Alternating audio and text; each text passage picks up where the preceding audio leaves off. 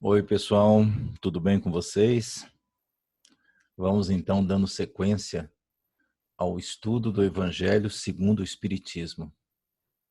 Muito obrigado àqueles que comentam, que me dão um feedback, como eu sempre peço. Agradeço, muito obrigado, viu? Vamos lá, vamos dar continuidade, que hoje é a parte 2 do capítulo 4. Ninguém poderá ver o reino de Deus se não nascer de novo. Item 8.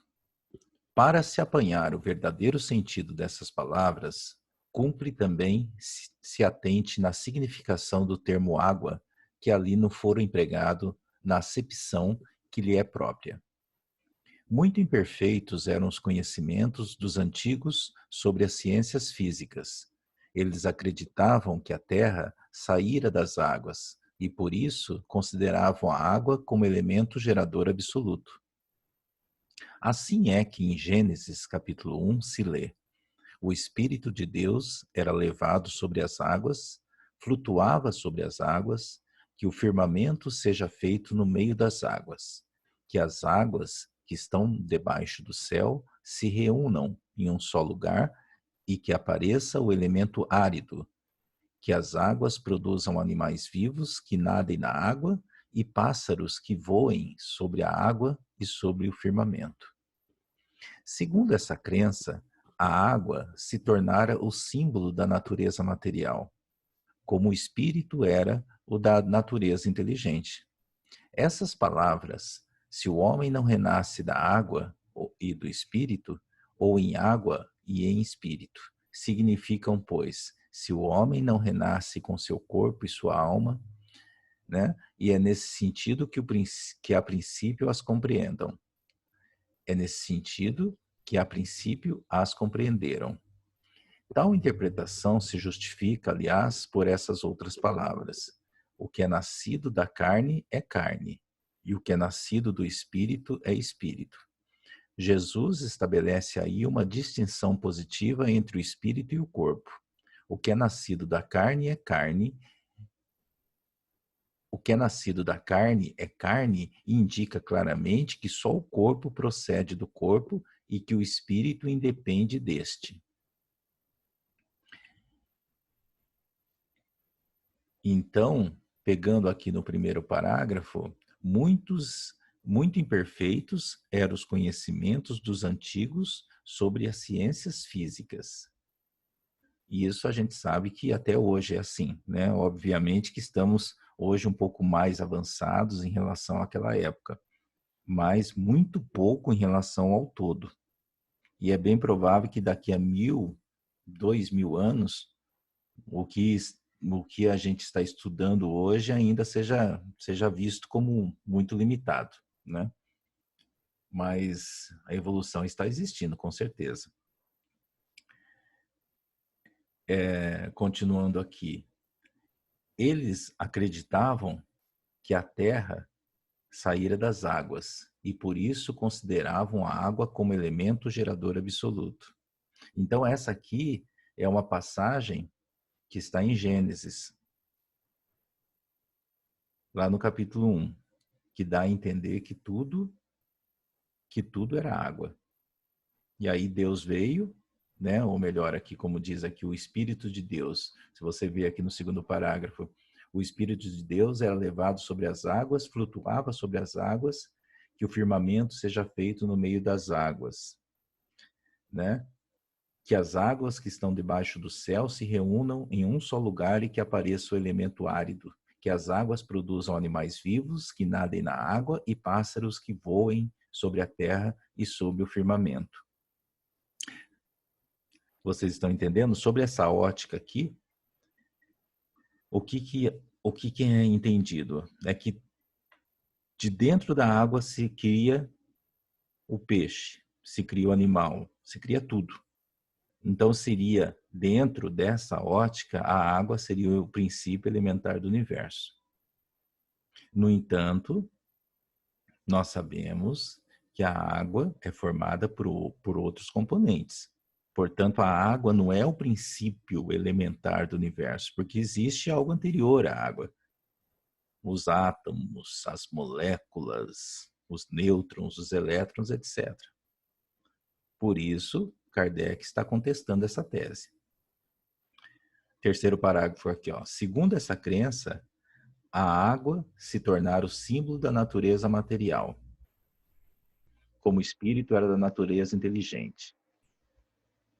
Essas palavras, se o homem não renasce da água e do espírito, ou em água e em espírito, significam, pois, se o homem não renasce com seu corpo e sua alma. É nesse sentido que a princípio as compreenderam.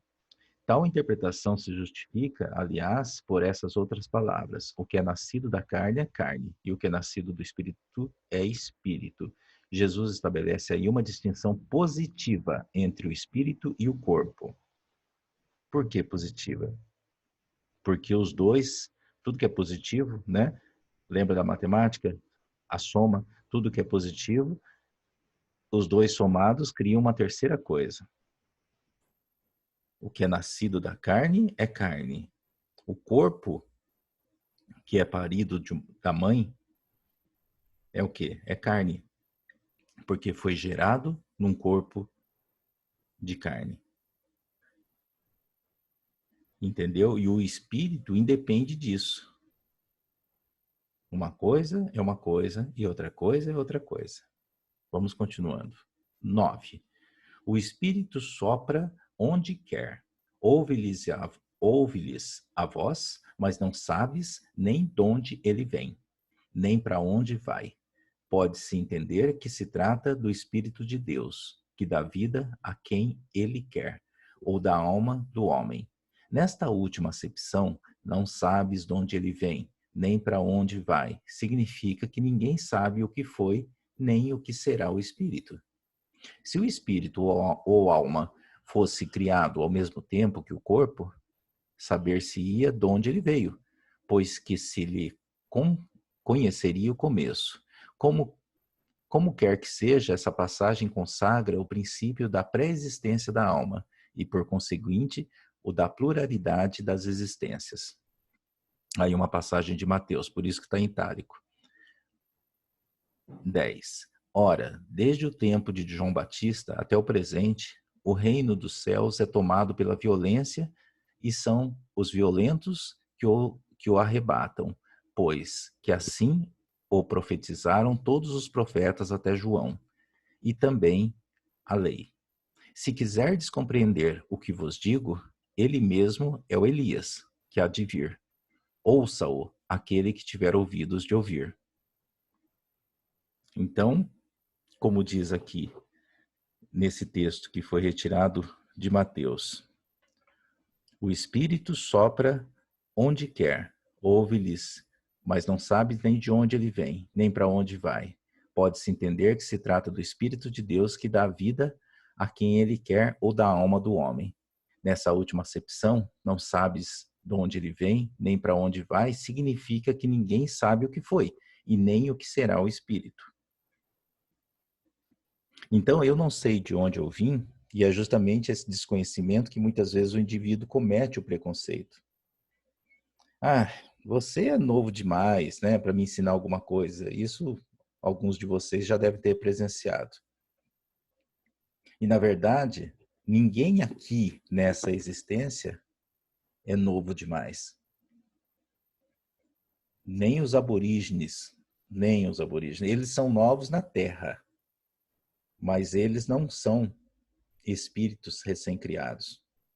Já passaram pelo planeta primitivo e acabaram de chegar no planeta de provas e expiações. Alguns de nós estão no mundo de provas e expiações e há outros já prontos para o mundo de regeneração. E alguns já são do mundo de regeneração e estão aqui de forma missionária para nos ajudar. Mas ninguém está aqui é recente. Ninguém que está aqui nasceu ontem. Pode ser que eu seja um espírito milenar extremamente sábio, mas vim num corpo com cérebro limitado.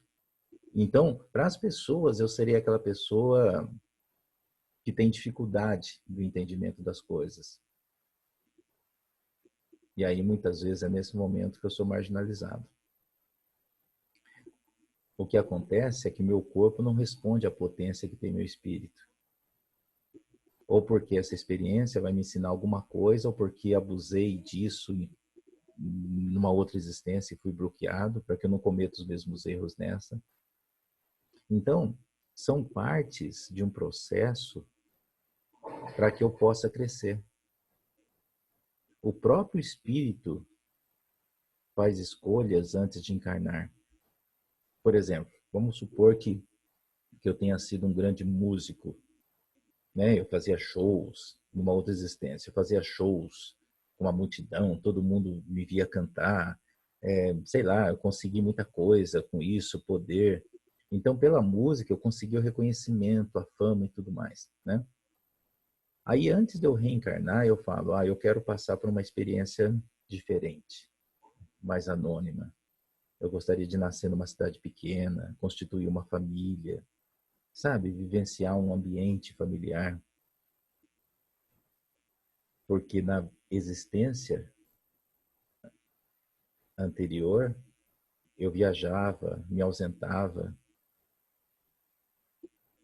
Então, eu posso ter essa experiência de viver de uma forma mais simples.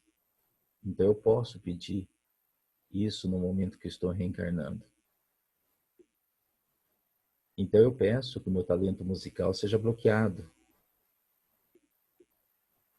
Ou seja, o texto aqui, que a gente acabou de ler, é uma orientação de humildade e respeito em relação ao próximo. Ninguém é melhor ou maior que ninguém. Continuando.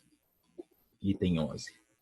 Se o princípio da reencarnação, conforme se acha expresso em João, podia, a rigor, ser interpretado em sentido puramente místico, o mesmo já não acontece com essa passagem de Mateus, que não permite equívoco. Ele mesmo é o Elias que há de vir. Não há figura nem alegoria, é uma afirmação positiva. Desde o tempo de João Batista até o presente, o reino dos céus é tomado pela violência. O que significam essas palavras, uma vez que João Batista ainda vivia naquele momento? Jesus as explica, dizendo: se quiserdes compreender o que digo, ele mesmo é o Elias que há de vir. Ora, sendo João o próprio Elias, Jesus alude à época em que João vivia com o nome de Elias. Até o presente, o reino dos céus é tomado pela violência. Outra alusão à violência da lei mosaica, que ordenava o extermínio dos infiéis, para que os demais ganhassem a terra prometida. Paraíso dos hebreus, ao passo que, segundo a nova lei, o céu se ganha pela caridade e pela brandura. E acrescentou: ouça aquele que tiver ouvidos de ouvir. Essas palavras que Jesus tanto repetiu, claramente dizem que nem todos estavam em condições de compreender certas verdades.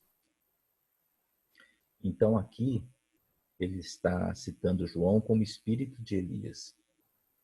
Ou seja, desde a época que João era Elias, isso está acontecendo. Isso o quê? O reino dos céus é tomado pela violência. Desde que Moisés assumiu aquele controle e colocou como Deus tivesse dito tudo aquilo, desde aquele momento, o céu é tomado pela violência. Ainda hoje, há pessoas que se dizem cristãs e ficam incentivando a violência. A pessoa vê determinadas coisas, seja num programa de TV, seja no jornal, fala assim: esse cara tem que morrer, tem que matar esse cara, né? Vocês devem ter visto algo assim. Aqui no final do texto. E acrescentou: ouça aquele que tiver ouvidos de ouvir. Essas palavras que Jesus tanto repetiu claramente dizem que nem todos estavam em condições de compreender certas verdades. É isso. Qual que é o nosso trabalho aqui? O nosso trabalho aqui é repetir Jesus, é propagar sua palavra, não é repetir Moisés. Eu acho que isso a gente já concluiu, né? Item 12. Aqueles do vosso povo a quem a morte foi dada, viverão de novo. Aqueles que estavam mortos em meio a mim, ressuscitarão. Despertai do vosso sono e entoai louvores a Deus. Vós que habitais no pó, porque o orvalho que cai sobre vós é um orvalho de luz, e porque arruinareis a terra e o reino dos gigantes. Isaías 26, 19. Item 13. É também muito explícita essa passagem de Isaías. Aqueles do vosso povo a quem a morte foi dada viverão de novo. Se o profeta houvera querido falar da vida espiritual, se houvera pretendido dizer que aqueles que tinham sido executados não estavam mortos em espírito, teria dito, ainda vivem, e não viverão de novo. No sentido espiritual, essas palavras seriam um contrassenso, pois que implicariam uma interrupção na vida da alma. No sentido da regeneração moral, seriam a negação das penas eternas, pois que estabelecem em princípio que todos os que estão mortos reviverão. Então, porque eles viverão de novo, é porque neste momento eles estão o quê? Mortos. E se eles estão mortos, esse período entre viver de novo e estar morto é uma interrupção na vida.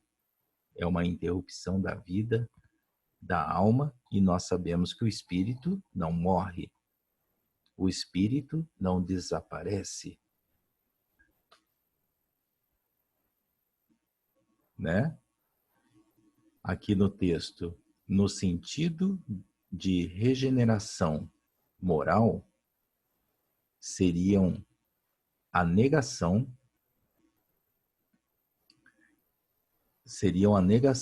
e aqui no final, todos que estão mortos reviverão.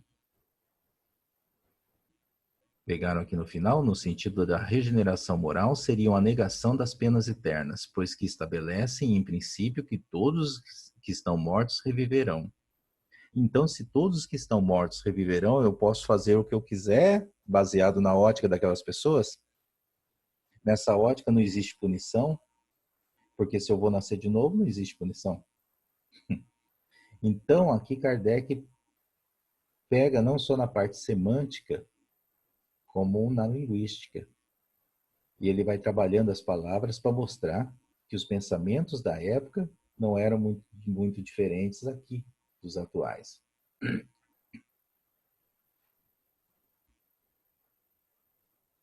Vamos lá. Item 14. Aqui a gente vai pegar uma passagem do livro de Jó. Aproveitando aqui, vocês sabem quem foi Jó? Para quem sabe de onde vem o termo paciência de Jó, eu vou abrir um parênteses aqui. É aquele indivíduo que tinha tudo. Ele tinha vários imóveis, fazendas, né? E no livro de Jó, diz que o diabo, né, chegou para Deus e falou assim, ó, sabe esse rapaz aí, esse Jó, é um homem de muita fé, né? Mas sabe que ele só tem tanta fé assim porque ele tem muita coisa. Ele só tem essa fé exagerada de ficar reverenciando tudo porque ele tem um padrão de vida maravilhoso. Então aí é fácil, né?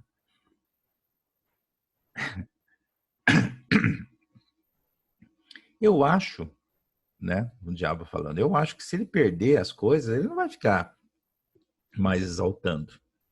Ele não vai, ele vai parar de ficar exaltando o seu nome. E Deus responde, eu tenho certeza que ele é um homem de muita fé. Pode até tirar as coisas dele, que você vai ver que ele não vai desistir. Imagina o absurdo, né, da situação. Deus e o diabo brincando com o ser humano para ver até onde ele ia. Então Deus, no livro de Jó, permite que o diabo tire as coisas de Jó. E Jó perde a casa, as filhas dele morrem, o gado morre e ele continua louvando a Deus. E aí Jó perde os amigos e continua louvando a Deus. Aí Jó perde a saúde e continua louvando a Deus. E o diabo diz: é verdade, estava certo. E Deus aí, para premiar Jó por sua fé, devolve a ele o triplo do que ele tinha, né? E quando você vê pessoas acreditando num Deus assim, você entende porque tem certos indivíduos tão violentos no mundo, né?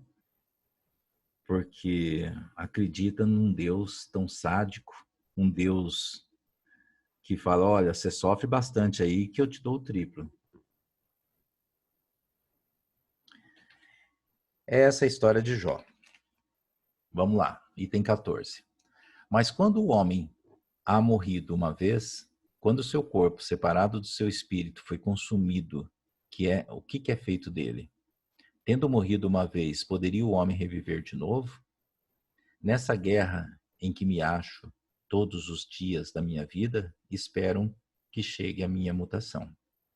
Isso, então, foi tirado do livro de Jó, tradução de Lemaistre de Sassi. Aí tem outra tradução protestante aqui de Osterwald. Quando o homem morre, perde toda a sua força, expira. Depois, onde está ele? Se o homem morre, viverá de novo? Esperarei todos os dias do meu combate até que venha alguma mutação?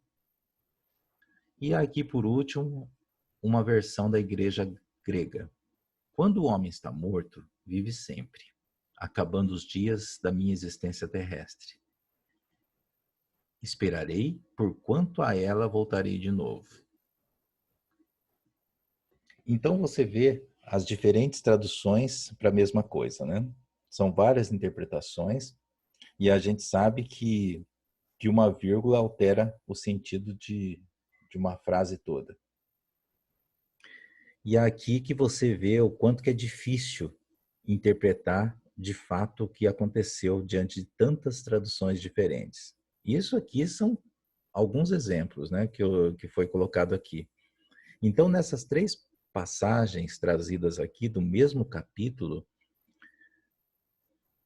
do mesmo versículo do livro de Jó, você já percebe as versões diferenciadas, né? Item 15. Nessas três versões que acabamos de ver, o princípio da pluralidade das existências se acha claramente expresso. Ninguém poderá supor que Jó haja querido falar da regeneração pela água do batismo que ele de certo não conhecia. Tendo o homem morrido uma vez, poderia reviver de novo? A ideia de morrer uma vez e de reviver implica a de morrer e reviver muitas vezes. A versão da igreja grega ainda é mais explícita, se é que isso é possível. Acabando os dias da minha existência terrena, esperarei por quanto a ela voltarei. Ou voltarei à existência terrestre. Isso é tão claro como se alguém dissesse: saio da minha casa, mas a ela retornarei. Nessa guerra em que me encontro todos os dias de minha vida, espero que se dê a minha mutação. Jó, evidentemente, pretendeu referir-se à luta que sustentava contra as misérias da vida. Espera sua mutação, isso é, resigna-se. Na versão grega, esperarei parece aplicar-se preferentemente a uma nova existência. Olha só, quando a minha existência estiver acabada, esperarei, porquanto a ela voltarei. Jó, como se coloca após a morte, no intervalo que separa uma existência de outra, e diz que lá aguardará o momento de voltar. Certo? Então, nessas três versões, aqui o primeiro parágrafo, o princípio da pluralidade das existências se acha claramente expresso. Ninguém poderá supor que Jó haja querido falar da regeneração pela água do batismo que ele de certo não conhecia. Por que que ele de certo não conhecia? Porque Jó é Velho Testamento, entendeu? É algo anterior. Item 16. Não há, pois, duvidar de que, sob o nome da ressurreição, o princípio da reencarnação era ponto de uma das crenças fundamentais dos judeus. Ponto que Jesus e os profetas confirmaram de modo formal, donde se segue que negar a reencarnação é negar as palavras de Cristo. Um dia, porém, suas palavras, quando forem meditadas sem ideias preconcebidas, reconhecer-se-ão autorizadas, quanto a esse ponto, bem como em relação a muitos outros. A essa autoridade, do ponto de vista religioso, se adita do ponto de vista filosófico, a das provas que resultam da observação dos fatos. Quando se trata de remontar dos efeitos às causas, a reencarnação surge como de necessidade absoluta, como condição inerente à humanidade. Numa palavra, como lei da natureza. Pelos seus resultados, ela se evidencia de modo, por assim dizer, material, da mesma forma que o motor oculto se revela pelo movimento. Só ela pode dizer ao homem de onde ele vem, para onde vai, por que está na Terra, e justificar todas as anomalias e todas as aparentes injustiças que a vida apresenta. Sem o princípio da preexistência da alma e da pluralidade das existências, são ininteligíveis, em sua maioria, as máximas do Evangelho, razão porque hão dado lugar a tão contraditórias interpretações. Está nesse princípio a chave que lhe restituirá o sentido verdadeiro. Então, o que Kardec diz é o seguinte: quando fizeram as interpretações lá do Evangelho, como não levavam o conceito da reencarnação em conta, mas levava que havia inferno, que havia céu, ou que a pessoa ia dormir para sempre, ou que havia o nada, então não faz sentido. Entenderam? Então ele diz assim, quando você absorve o conceito da reencarnação, pega ele e volta a ler o Evangelho, tendo esse conceito como norte, aí você consegue desbloquear e tudo começa a fazer sentido. O que tornou difícil o entendimento do Evangelho foi o quê? Foi justamente a não aceitação da reencarnação. Então, por isso, quanto nós crescemos em conhecimento, estudando, se aprofundando, principalmente o Kardec, ele faz a gente enxergar de uma forma mais ampla, porque a gente consegue conceber ferramentas novas. Então, o que eu falo, continuem estudando, continuem pesquisando, seja curioso, você assim vai desbloqueando novos conteúdos. Você vai abrindo um pouco a sua mente. E aí tem a nota de Kardec. Aqui embaixo, ó, nota de Kardec. Veja-se para os desenvolvimentos do dogma da reencarnação. O Livro dos Espíritos, capítulo 4 e 5. O que é o Espiritismo, capítulo 2, por Allan Kardec. E Pluralidade das Existências, por Pesani. Então, aqui Kardec, o que ele está colocando? Busque nesses livros as informações, né, que poderão complementar seu conhecimento. Vamos colocar aqui uma nota do expositor, né, só para citar um desses livros que Kardec colocou. O que é o Espiritismo? A morte é apenas a destruição do envoltório corporal que a alma abandona, como faz a borboleta com a crisálida, conservando, porém, seu corpo fluídico ou perispírito. A morte do corpo desembaraça o espírito do laço que o prendia à terra e o faz sofrer. E uma vez libertado desse fardo, não lhe resta mais que o seu corpo etéreo, que lhe permite percorrer o espaço e transpor as distâncias com a rapidez do pensamento. A união da alma, do espírito e do corpo material constitui o homem. A alma e o perispírito, separados do corpo, constituem o ser chamado espírito. Observação. A alma é assim um ser simples, o espírito um ser duplo e o homem um ser triplo. Seria mais exato reservar a palavra alma para designar o princípio inteligente e o termo espírito para o ser semimaterial formado desse princípio e do corpo fluídico. Mas como não se pode conceber o princípio inteligente isolado da matéria, nem o perispírito sem ser animado pelo princípio inteligente, as palavras alma e espírito são, no uso, indiferentemente empregadas uma pela outra. É a palavra que consiste em tomar a parte pelo todo. Do mesmo modo, porque se diz que uma cidade é povoada de tantas almas, uma vila composta de tantas famílias. Filosoficamente, porém, é essencial fazer-se a diferença. Complexo, né? Vamos tentar colocar isso aqui em outras palavras. Ele divide assim: a alma seria o espírito na sua existência imaterial. Só que esse espírito, para que possa atuar sobre a matéria, ele precisa de uma ligação com outro corpo semimaterial. Que é o quê? Que é um perispírito. Então, quando essa alma se liga ao perispírito, ele forma o espírito. Estão acompanhando? Então, quando a gente diz que enxergamos um espírito, ele é uma alma vinculada a um perispírito. Ok? Por isso que a alma é algo individual. O espírito é um ser duplo. E o homem é um ser triplo. Porque quando essa alma se junta ao perispírito e ambos se juntam ao corpo físico, você tem o quê? O homem.